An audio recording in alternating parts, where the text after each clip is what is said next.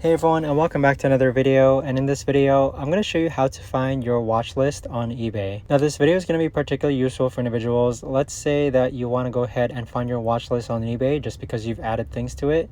How do you actually go ahead and find your watch list on eBay? Now this video is going to be short, sweet, and simple, guys. There's not going to be a lot of steps involved. Now in order to do this, what you're first going to do is you're going to hop onto the eBay app here, and then once you're on this page here, you want to click on My eBay on the bottom left hand corner. Once you've done that, you're going to see your watch list on the top hand side. Click on your watch list and you can basically see all the items that you've added as your watch list. So with your watch list, it basically gives you indicators like price drops, last one, items that are almost gone as well. But this watch list is a great way to keep a track on items that you might be interested on eBay, but you're just not ready to purchase. But that right there, guys, is the best and easiest way that I know of to actually go ahead and find your watch list on eBay. If you guys know of a better or easier way to actually do this, let me know in the comments down below. I would love to know.